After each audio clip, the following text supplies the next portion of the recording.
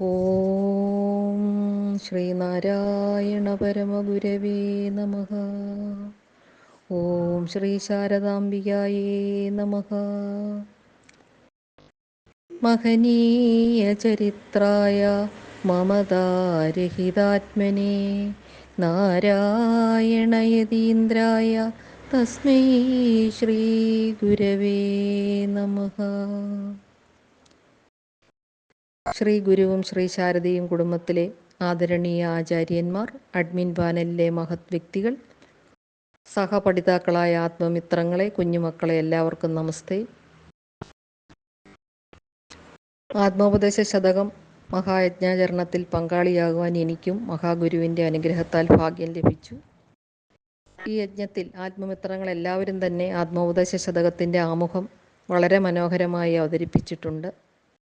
ശ്രീനാരായണ ഗുരുദേവൻ്റെ ദാർശനിക കൃതികളിൽ ശ്രേഷ്ഠമായ മഹത്തായ ആത്മോപദേശ ശതകത്തിൻ്റെ ശ്ലോകം 67ഉം 68ഉമാണ് എനിക്ക് മനനം ചെയ്യാനായിട്ട് ലഭിച്ചിരിക്കുന്നത്. നമുക്ക് ശ്ലോകം 67 നോക്കാം. ഗണനയിൽ നിന്നു കവിഞ്ഞതൊന്നു സാധാരണമിവ രണ്ടുമൊഴിഞ്ഞൊരന്യരൂപം നിലവിലുമില്ലതു നിദ്രയെങ്കിലും മേലിന നഗരത്തിലുമെങ്ങുമില്ല നൂനം. അർത്ഥം നമുക്ക് നോക്കാം. നമുക്ക് അളന്നും എണ്ണിയും യുക്തി ഉപയോഗിച്ച് വിശദീകരിക്കാവുന്നതും മറ്റുമായി ഈ ലോകത്തിൽ പലതുമുണ്ട്. ഇവയെ സാധാരണമെന്ന് പറയാം. എന്നാൽ നമ്മുടെ പരിഗണനകൾക്കപ്പുറം ബുദ്ധിയും ചിന്തയും കവിഞ്ഞ് തികച്ചും നിഗൂഢമായ മറ്റൊരു സത്യമുണ്ട്. ഇവ രണ്ടുമല്ലാതെ മൂന്നാമതൊന്നും നമ്മുടെ ചിന്തയിലില്ല. അങ്ങനെയൊന്ന് ഉറക്കത്തിലില്ല, സൂര്യലോകത്ത് പോലും ഇല്ല.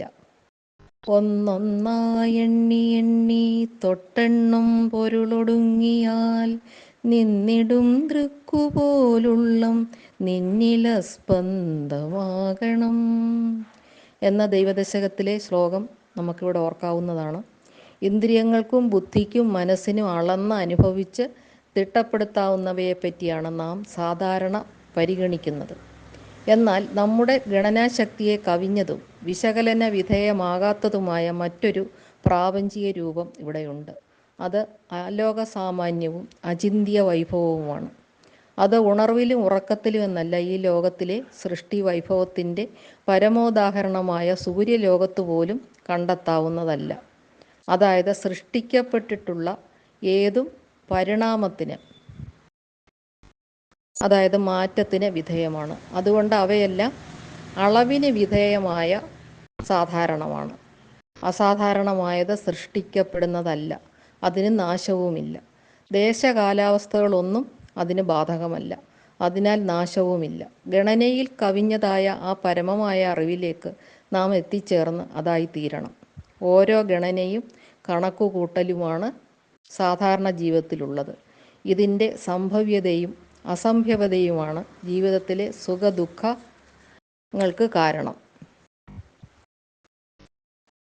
ജനന മരണാദികളായ ഉൽപ്പത്തിയും നാശവും ദൃശ്യങ്ങൾക്കപ്പുറം അജ്ഞാതമായ പ്രപഞ്ചരഹസ്യം അതാണെന്നും നമുക്ക് അറിവായും അന്വേഷണമായും ധ്യാനമായും ആത്മസാക്ഷാത്കാരമായും കണ്ടെത്താനും പരമനിർവൃത്തി നേടാനും ഉപകരിക്കുന്ന കവിഞ്ഞ രൂപം.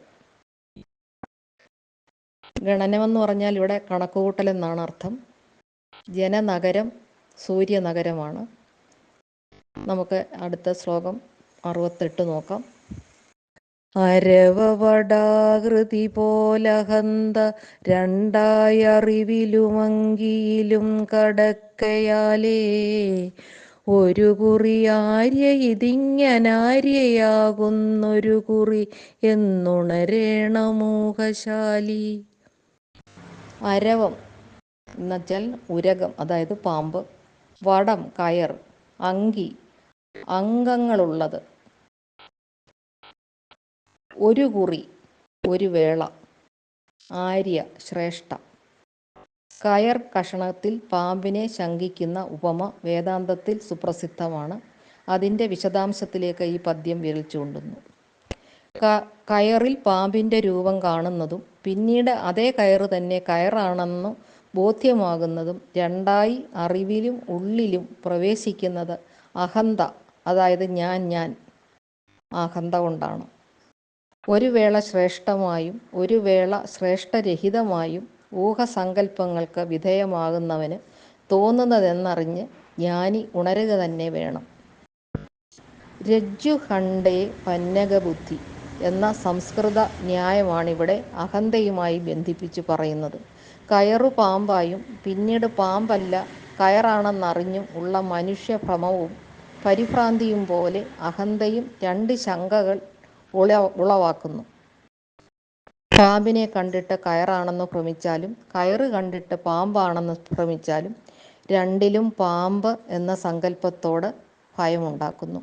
കയറ് കണ്ട് പാമ്പായി ഭ്രമിച്ചാലും അതല്ല അത് കയറാണല്ലോ എന്ന് മനസ്സിലാക്കി അതെടുത്താലും രണ്ടിലും അഹന്തയുണ്ട്, അതായത് ഞാനെന്ന ഭാവമുണ്ട്. ഇത് വിഷയബോധത്തിലും ആത്മബോധത്തിലും കടക്കുന്നുണ്ട്. ഈ അഹംഭാവം ഒരു വേള ശ്രേഷ്ഠമാണെങ്കിൽ അടുത്ത നിമിഷം നീചമായും മാറാം. അതായത് ഒന്ന് സത്യമായിരിക്കുമ്പോൾ മറുചിന്ത അസത്യമാകും.